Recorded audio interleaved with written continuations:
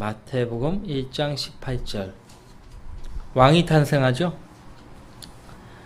예언된 대로 탄생하신 것입니다. 이제 예수 그리스도의 탄생은 이러하니라. 그의 모친 마리아가 태어나게 했기 때문에 모친이라고 부릅니다. 그의 모친 마리아가 요셉과 정혼하였으나 동침하기 이전에 성령으로 잉태된 것이 그녀에게 나타났더라. 하나님의 기적이죠. 왜 성령으로 잉태되어야 했는가 하니까 아담의 혈통으로 오면 안 되기 때문에 그래요. 아담의 혈통, 아담의 씨로 태어나면 세상의 구세주가 될 수 없는 거죠. 죄 없이 태어나야 했기 때문에 남자 없이 처녀에게서 성령으로 잉태되어 오신 거예요. 구원받지 않은 사람은 이 사실을 이해할 수 없어요. 구원받은 사람들만 이 사실을 이해할 수 있습니다. 그러면 마리아는 영원한 동정녀인가? 영원한 처녀인가? 아니죠. 아니에요. 성경의 기록에 의하면 아닙니다. 예수님 다음에도 여러 명의 아들들과 딸들을 낳은 거예요. 근데 카톨릭에서는 사촌 동생들이라 그렇게 마리아와 요셉 사이에서 태어난 자식은 없다라고 가르칩니다. 성경에는 있는데요. 자, 19절. 그녀의 남편 요셉은 의로운 사람이라 그녀를 공개적인 본으로 삼기를 원치 않고 은밀히 버리려고 작정하더라. 혼인을 위해서 약정만 한 사이고요. 마리아가 아기를 갖게 된 것입니다. 그래서 은밀히 버리려고 이제 혼인을 취소하려고 마음의 작정을 했는데 이런 생각을 하고 있는데 20절 그러나 그가 이 일들을 생각하고 있을 때에 보라 주의 천사가 꿈에 그에게 나타나 말하기를. 당시는 구약 성경만이 기록되어 있기 때문에요. 때로 하나님께서는 구약 성경 외에도 이렇게 꿈이나 환상을 통해서 또 어떤 선지자나 대제사장을 통해서 뜻을 계시해 주셨죠. 이제 신약 성경이 완성이 된 이후에는 더 이상 꿈이나 환상 이런 것들을 통해서 하나님께서 뜻을 보여주지 않습니다. 그러니까 꿈 얘기하면 환상 얘기하면 건 가짜예요. 그래서 그러나 그가 이 일들을 생각하고 있을 때에 그래서 하나님은 우리 개개인의 생각들을 다 알고 계시는 거예요. 일일이 알고 계시는 거예요. 보라 주의 천사가 꿈에 그에게 나타나 말하기를 너 다윗의 아들 요셉아. 자, 요셉은 왕족이라고 했잖아요. 마리아도 왕족이에요. 그죠? 그래서 요셉을 다윗의 아들 요셉아라고 말하고 있어요. 이제 로마 제국의 지배를 갖고 있는 상태이기 때문에 다윗의 혈통, 왕의 후손은 더 이상 무의미한 거예요. 더 이상 무의미해요. 그리고 유대인의 왕이 존재하면 안 되는 거죠. 로마 제국 내에서. 그렇죠? 다윗의 아들 요셉아 내 아내 마리아를 내게 데려오는 것을 두려워 말라. 그녀에게 잉태된 아기는 성령으로 된 것이라. 그녀가 한 아들을 낳으리니 너는 그의 이름을 예수라 하라. 이는 그가 자기 백성을 그들의 죄들에서 구원할 것이기 때문이니라고 하니라. 이제 먼저 요셉에게 나타나기 전에 누가복음의 기록에 의하면요. 마리아에게 먼저 나타나신 거예요.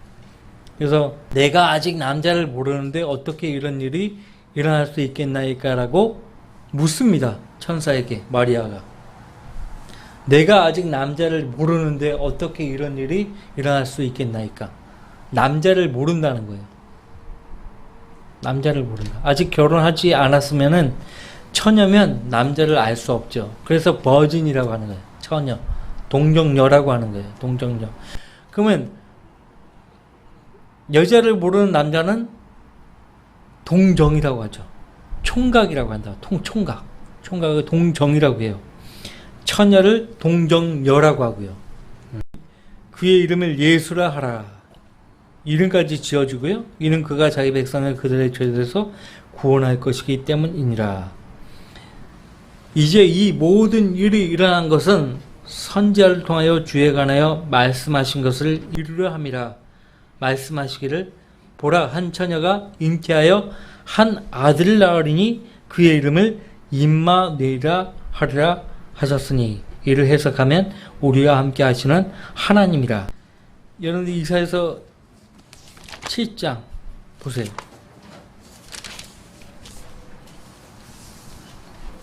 740년 전입니다. 740년 전에 이사야를 통해서 하나님께서 예언하신 말씀이에요. 이사야서 7장 14절의 말씀. 그러므로 주께서 친히 한 표적을 너희에게 주시리라. 보라, 한 처녀가 임신하여 한 아들을 낳으리니 그의 이름을 임마누엘이라 하리라. 한 처녀라고 강조하고 있습니다. 어떻게 처녀가 아들을 낳습니까? 말이 됩니까? 응? 처녀가 임신을 어떻게 할 수 있습니까? 이것이 가능해요? 일반적으로 인간 세계에서는 일어날 수 없는 일이죠. 그래서 이 표적이라고 하는 게 표적. 한 표적을 내게 주시라. 보라, 한 처녀가 임신하여 한 아들을 낳으리니. 근데 이 임신이 정상적으로 남자와 만나서 생겨난 것이 아니고, 남자 없이 성령으로 잉태되어 나타난 것이라고 말하고 있지 않습니까? 기록된 대로 믿으면 문제될 것이 없어요. 근데 이 아들의 이름을 임마누엘이라 하리라 하셨다, 이렇게 말씀하고 있어요. 우리와 함께 하시는 하나님이란 뜻이에요. 예수님을 구주로 영접하면은 누구를 영접한 거예요? 하나님을 영접한 거예요. 예수님이 성령으로 믿는 자 안에 내주에 계시잖아요. 성령으로 내주에 계시는 예수님을 하나님이라고 한다고요. 우리와 함께 하시는 하나님. 지금 하나님께서 여러분 안에 계십니까? 함께 계시는 거예요, 그럼. 그죠? 하나님께서 여러분에게 함께 하신다고요. 여러분 안에 계시는 거예요. 구약의 성전에 하나님께서 임재하셨듯이 우리 몸을 하나님께서 성전으로 삼으시고 거처로 삼으시고 우리 몸 안에 계시는 거예요. 우리 영 안에 계시는, 거듭난 성도의 영 안에 내주에 계신다고요. 그죠? 하나님이 우리와 함께 하시는 거예요. 그러니까 여러분은 이 세상에서 놀라운 존재예요. 매우 특별한 존재예요. 그렇죠? 하나님이 함께 하시는, 하나님이 여러분 안에 계시니까 함부로 할 수 없어요. 그 누구도. 그 누구도. 그래서 부부싸움 하더라도 막 치고받고 하지 마세요. 성전이에요, 성전. 그리고 내 몸을 함부로 관리하면 안 돼요. 그것도 죄를 짓는 거예요. 몸에 죄를 짓는 거예요. 아시겠어요? 이 몸은 내 것이 아니에요. 이 몸은 내 것이 아니라고요. 그래서 담배를 피거나 술을 마시거나 마약을 하거나 몸에 해로운 것들을 하게 되면 그거는 예수님의 피로 사신 이 하나님의 몸을, 하나님의 것을 관리 못한 죄로 죄를 짓는 거죠. 그래서 그 후 요셉이 24절 잠에서 깨어 일어나 주의 천사가 그에게 분부한 대로 행하여 자기 아내를 데려왔고 그녀가 첫 아들을 낳기까지 그녀를 알지 아니하였다가 낳으니 그가 그의 이름을 예수라 하더라. 25절 말씀을 잘 보시기 바랍니다. 여기서 첫 아들은 누구예요? 예수님이죠. 그녀가 첫 아들을 낳기까지 그녀를 알지 아니하였다가, 그러면 이제 그녀를 언제부터 알기 시작했다는 거예요? 예수님을 낳은 이후에. 성경에서 남자가 여자를, 여자가 남자를 알았다는 말은요, 여기 어린아이들이 있어가지고 합방을 했다는 거예요. 육체적인 관계를 맺었다는 것이에요. 그래서 낳으니 그가 그의 이름을 예수라 하더라. 그러면 첫 아들 예수님을 낳고서 그 이후에 자식들을 낳았다는 얘기 아닙니까? 그쵸? 이사야 선지자는 처녀를 강조하고 있어요. 예, 젊은 여인이 아니에요. 소녀가 아니에요. 이 표적을 누가 주신다고요? 주께서 친히 한 표적을 너에게 주시라. 그러니까 젊은 여인이 임신하는 것은 전혀 표적이 될 수 없어요. 될 수 없다고요. 그러니까 얼마나 참 무식한 거예요. 그죠? 그의 이름을 임마누엘이라 하리라 이렇게 말하고 있잖아요. 우리와 함께 하시는 하나님. 하나님의 이름 중에 하나예요. 어떻게 인간 부모로부터 자연적인 출생을 한 아이를 보고 우리와 함께 하시는 하나님이라고 말할 수 있겠습니까? 그쵸? 첫 아들을 낳기까지. 첫 아들을 낳기까지. 근데 이 첫이라는 단어가요, 대부분의 영어 성경들에서 삭제되고 없어요. 그럼 문제가 커지는 거예요. 예? 문제가 커진다고요. 그런데 마가복음 6장 3절 말씀 보십시오. 마가복음 6장 3절. 마가복음 6장 3절 같이 읽습니다. 이 사람은 마리아의 아들이며 야고보와 요새와 유다와 시몬의 형제인 목수가 아니냐? 또 그의 누이들이 여기 우리와 함께 있지 아니하느냐? 하며 그들이 주로 인하여 실족하더라. 지금 누구에게 하시는 말씀이에요? 예수님께 하시는 말씀이잖아요. 예수님께 뭐라고 말씀하고 있어요? 이 사람은 마리아의 아들이며 야고보와 요새와 유다와 시몬의 형제인 목수가 아니냐. 예수님을 목수라고, 목수인 요셉 아버지 밑에서 목수일을 배웠으니까 목수, 그렇게 목수로 불렸던 거예요. 근데 그 예수님의 형제에게 형제가 있다고 말하고 있잖아요. 야고보, 요셉, 유다, 시몬. 4명의 동생들이 있는 거예요. 첫 아들이 예수님이니까 그 아래로 동생들이 있는 거죠. 여동생도 있어요. 또 그의 누이들이 여기 우리와 함께 있지 않냐냐? 근데 카톨릭에서는요, 이렇게 말씀하고 있는데도 불구하고 사촌 동생들이라고 우깁니다. 그렇게 우겨요.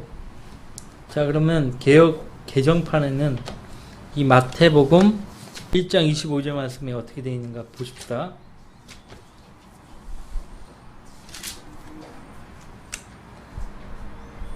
보세요. 얼마나 아들을 낳기까지 동침하지 아니하더니 나음의 이름을 예수라 하니라. 아들을 낳기까지. 뭐가 빠졌어요? 첫이 빠졌어요. 퍼스트 본 빠져버립니다. 왜 이렇게 빠뜨릴까? 이게 의도적인 변기 아니고 무엇이겠어요? 의도적으로 첫이라는 이 단어를 빼버린 거예요. 왜? 카톨릭의 교리에 맞추기 위해서요. 개혁 한글판 성경이나 개혁 개정판은 지금 현존하는 한글 성경들은 카톨릭 원문, 그 원문이 카톨릭 원문이에요. 바티칸 사본, 신의 사본. 거기서 온 거예요. 이게 큰 문제가 되는 것입니다, 이게. 예? 큰 문제가 되는 거예요. 그래서 영원한 처녀라는 교리에 맞추기 위해서요, 성경을 변기시키는 거예요. 성경에서 그렇다고 하면 그런 거예요. 이단 교리는 무엇이 문제인가 하니까, 이단 교리 창시자가요, 자기의 어떤 체계를 딱 세워놓고요, 그 체계에 따라 성경을 보는 거예요. 체계에 따라 성경을 보는 거예요. 그러면 그렇게 보여지게 되거든요, 성경이. 그래서 자기의 체계에 어긋나는 부분이 있으면 고치게 된다고요. 여호와 증인들도 성경이 있어요. 신세계 역본이라고.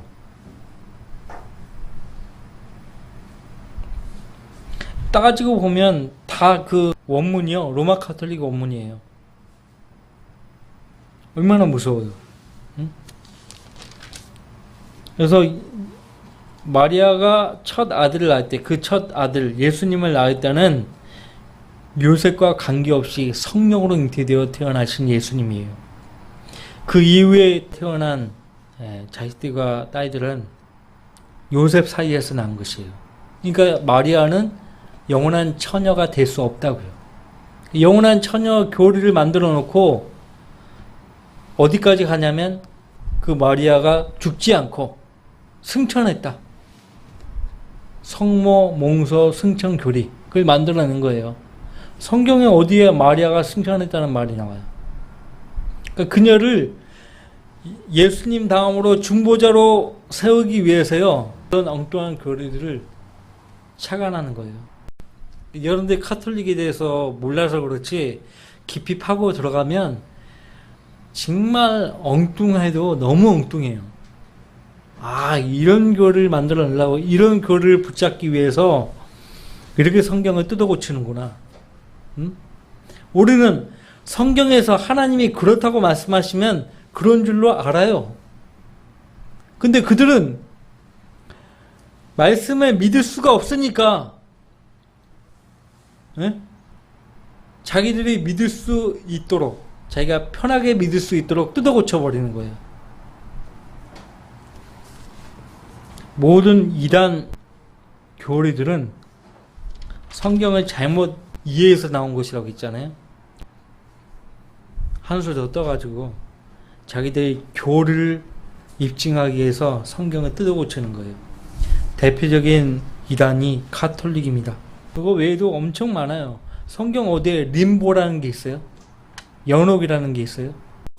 림보, 연옥 이런 건 성경에 없어요. 세례받지 않았다고 지옥에 가기는 해도 림보 같은 곳에 좀 지옥의 형벌의 경중이 정말 낮은 곳에 간다. 지옥은요 다 거기서 거기에요. 다 거기서 거기라고. 물론 사탄이나 적그리스도나 거짓 선지자, 짐승 지옥 맨 밑바닥으로 떨어지지만요 다 거기서 거기에요. 사실 분명히 예수님은 요셉과 관계없이 처녀 마리아에게서 성령으로 잉태되어 태어나신 분이에요. 그렇죠? 의심의 여지가 없죠.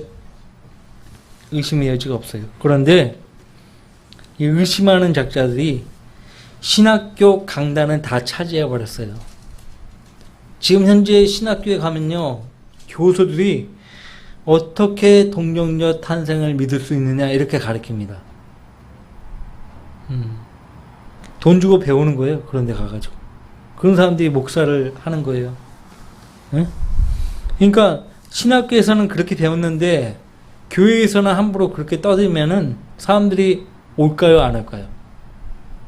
아니 성경은 기록된 대로 안 믿는데 안 가죠. 근데 사람들이 이런 것들을 그렇게 대수롭게 생각하지 않아요. 첫 아들이 맞는데 아들이라고 변개되어 있음에도 불구하고 그냥 대수롭지 않아 하는 거예요. 어떻게 생각하세요? 여기 모든 일반 교회들이 쓰는 성경이에요. 여기에 그렇게 돼 있어요. 가톨릭 성경하고 똑같아요. 뭘 그런 걸 따지냐 이렇게 얘기하는데요. 아니요. 이건 우리 신앙의 근본이거든요. 자, 2장으로 넘어가겠습니다. 이제 헤롯 왕 때에 헤롯 로마 정부가 유대인의 환심을 사는 그 헤롯 대왕을 세웠죠. 예수께서 유대의 베들레헴에서 태어나셨으니 보라 동방으로부터 현자들이 예루살렘에 와서, 여기서 동방은 어디일까요? 바벨론 땅입니다. 예루살렘으로부터 동쪽 지역이에요. 시리아 쪽 유프라테스 강가 쪽에서 이렇게 바벨론 그 지역에서 이렇게 찾아온 거예요. 별을 보고 찾아온 거예요. 이제 말하기를 유대인의 왕으로 태어나신 분이 어디 계신가? 우리가 동방에서 그분의 별을 보고 그분께 경배드리러 왔노라고 하더라. 이것도 참 우스워요. 예, 성당 앞이나 교회 앞에 보면 모형으로 마옥관에서 태어난 아기 예수 그런 모형으로 이렇게 해놓은 걸 우리가 보게 돼요. 연극도 하죠? 성당이나 교회에서.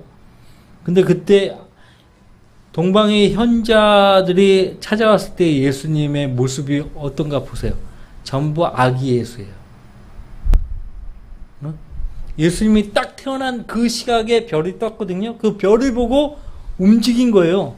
그럼 시리아 지역에서 아무리 빨리 와도 1년 이상이에요. 1년 이상 걸린다고. 지금처럼 도로가 있는 것도 아니고, 자동차가 있는 것도 아니고, 1년 이상 걸리는 거리예요. 순간 이동했겠습니까? 로켓 타고 갔겠어요? 비행기 타고 갔을까? 그 동방의 형제들이 경배드리고 있는 그 예수님의 모습은 애기예요. 가타나 애기란 말이에요. 애기란 말이에요. 적어도 2년은 걸렸어요. 그래서 동방의 형제들이 예수님 봤을 때 두 돌 때 본 거예요. 근데 모두가 다 어때요? 애기 예수를 경배하는 모습이에요. 그걸 보고도 이상하게 생각 안 했어요? 아, 동방의 형제들이 무슨 로켓 타고 다니냐? 그 예수님은 왜 2년이 되었는데도 계속 아기야? 뭐 자라야지. 참 엉뚱한 게 너무 많은 거예요. 그리고 왜 25일이에요? 12월 25일은요 바알 숭배일이에요. 바알 숭배일이에요. 예수님의 탄생과 전혀 관계없고요. 누가복음의 기록에 보면은 예수님이 낳으실 때 목동이 양떼들을 밖에서 돌보고 자는 모습을 보게 돼요. 여러분들 팔레스타인의 밤은요 추울 때는 또 엄청 추워요. 밤에. 그래서 시리아 베두인이나 유목민들을 보면은 우리는 더워 죽겠는데 그 사람들은 어떻게 해요? 긴 옷을 입고 다니잖아요. 그죠? 모래 폭풍이나. 근데 겨울에는 유숙을 못해요. 추워서.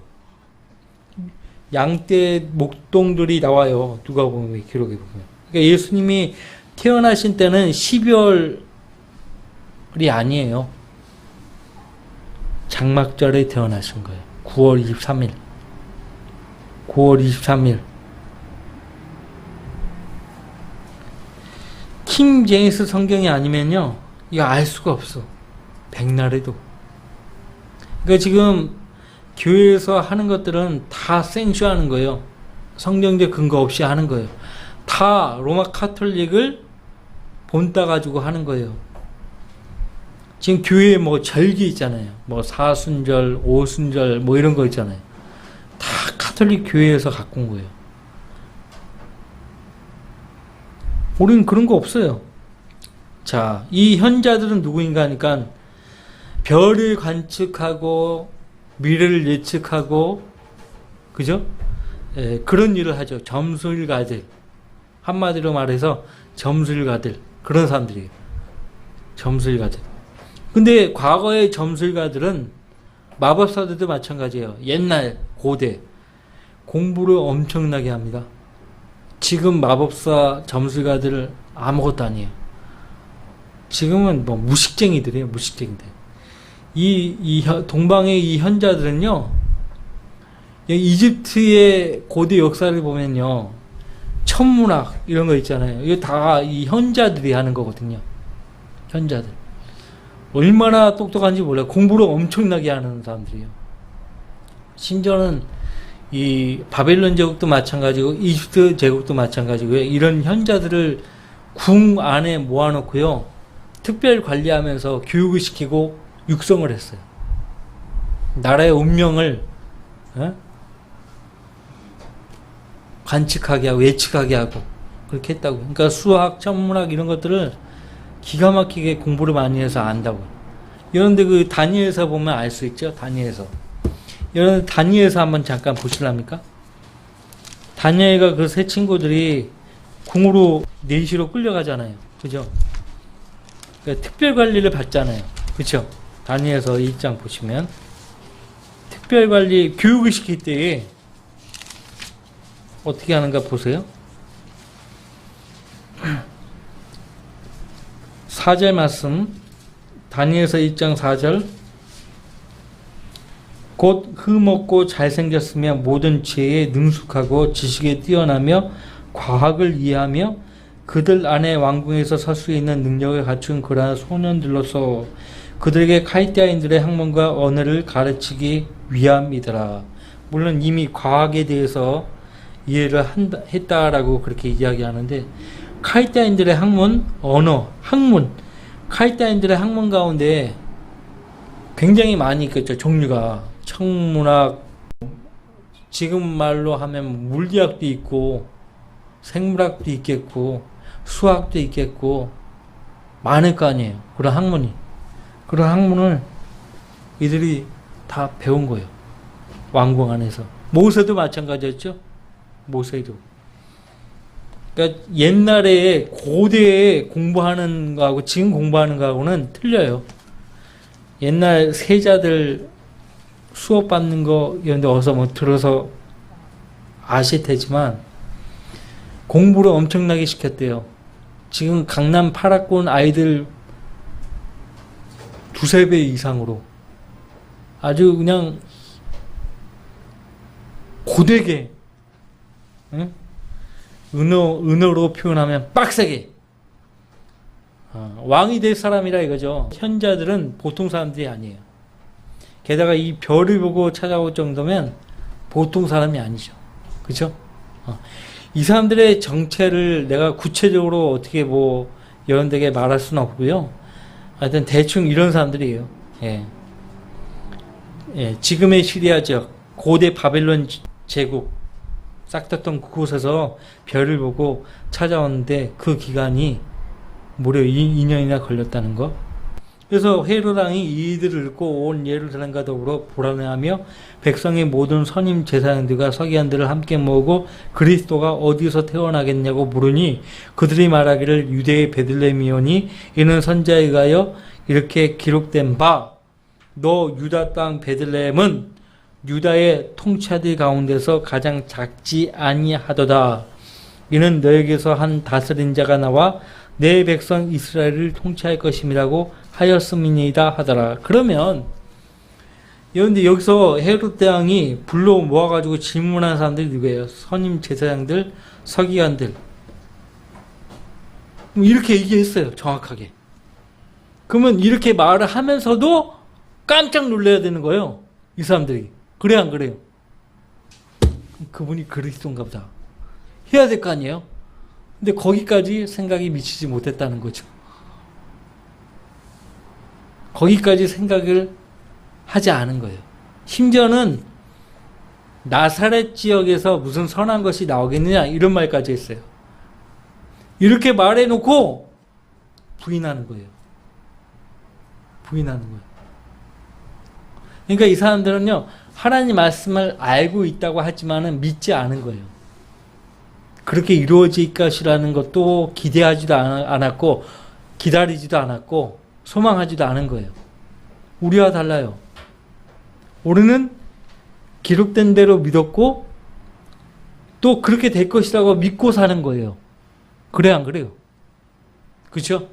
이렇게 말을 했던 이 사람들이요, 깜짝 놀라야 되는데, 깜짝 놀라지 않는 거예요. 이게 웃긴 거예요, 이게. 왜 그런지 아세요? 마귀에게 사로잡혀 있는 거예요. 마귀에게 사로잡히면요, 자기의 현실을 깨닫지를 못해요. 자기 상황을 깨닫지 못해요. 그래서 예수님이 이 민족이 마귀 들린 상태에 있다는 것을요, 여러 모양으로, 여러 비유로 말씀하셨어요. 그런데도 깨닫지를 못해요. 이 6절 말씀을 인용하는 구절이요, 미카서 5장 2절 말씀이에요. 미카서 5장 2절 말씀. 미카서 5장 2절 그러나 너 베들레헴 에프라타야 내가 비록 유다의 수천 가운데서 작을지라도 이스라엘을 통치할 자가 너로부터 내게로 나오리라. 그의 나오심은 예로부터요 영원부터였느니라. 그의 나오심은 예로부터요 영원부터였느니라. 이스라엘을 통치할 자, 예수님을 가리켜서 하는 말입니다. 7절 그때 헤롯이 그 현자들을 은밀히 불러서 그 별이 나타난 때를 자세히 묻고, 언제 그 별이 나타났느냐? 그 때를 물었던 거예요. 그들을 베들레헴에 보내면서 말하기를 너희는 가서 그 어린 아이에 관하여 자세히 알아보고 찾거든 내게 다시 알려주어 나도 가서 그에게 경배하게 하라고 하더라. 속뜻은 그런 것이 아니에요. 죽이려고 하는 거죠. 속뜻은 그게 아니에요. 죽이려고 하는 거예요. 그 어린 아이라고 돼 있어요. 아기가 아니에요. 그러니까 잘한 거죠. 그래서 그 별이 나타난 때를 자세히 물었다고 했잖아요. 9절 그들이 왕의 말을 듣고 길을 떠났는데 보라 동방에서 보았던 그 별이 그들을 앞서가다가 어린아이 있는 곳 위에 와서 멈춘지라. 그들이 그 별을 보고 심히 큰 기쁨으로 즐거워하더라. 그들이 그 집에 들어가서 그 어린아이가 모친 마리아와 함께 있는 것을 보고 엎드려. 모친 마리아와 함께 있대요. 갓난아기면 그렇게 할 수 있을까요? 마리아 품에 안겨 있다든지 해야지. 모친 마리아와 함께 있다라고 했잖아요. 어느 정도 자라 있는 거예요. 그래서 어린아이라고 말하고 있는 거예요. 그 어린아이 예수님을 보고 엎드려 그에게 경배하고 보물함을 열어 황금과 유향과 모략을 제물로 드리니라. 보통 사람들이 아니에요. 그리고 그들이 봤던 그 별은 보통 별이 아니에요. 근데 그 별 예언되어 있습니다. 민수기 보세요. 24장이요? 17절 같이 읽습니다. 내가 그를 볼 것이나 지금이 아니며 내가 그를 바라볼 것이나 가깝지 않도다. 한 별이 야곱에게서 나올 것이며 한 홀이 이스라엘에서 일어나서 모압의 구석구석을 쳐서 셋의 모든 자손들을 멸망시키리라. 그래서 선자들은요 초림 재림 구분하지 않고요 동시에 본 거예요. 그러니까 여기 이 구절에서 초림과 재림이 동시에 나타나는 거거든요. 모압의 구석구석을 쳐서 셋의 모든 자손들을 멸망시키라. 재림 때 이렇게 하실 건데 그 앞에 이 발라암 선지자는요 시리아 지역에서 선지자 노릇을 한 사람이거든요. 시리아 땅은 고대 바빌론 제국 땅이에요. 근데 벌써 이 현자가 별을 보기 훨씬 전에 이 시리아 지역에서 선지자 짓을 했던 이 거짓 선지자 발라함이요 이 예언을 한 거예요. 한 별이 야곱에게서 나올 것이며 한 홀이 이스라엘에서 일어나서, 홀은 왕의 지팡이라고 했잖아요.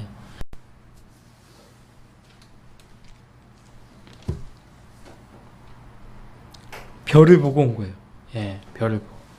그래서 그들은 꿈에 헤롯에게 돌아가지 말라는 하나님의 경고를 받고 다른 길로 고국에 돌아가니라.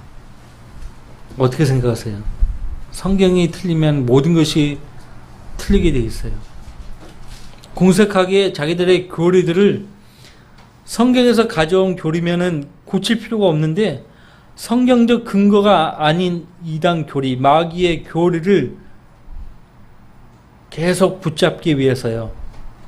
옹색하게 그 자기들이 설정한 그 교리를 위해서 성경을 뜯어 고친 거예요.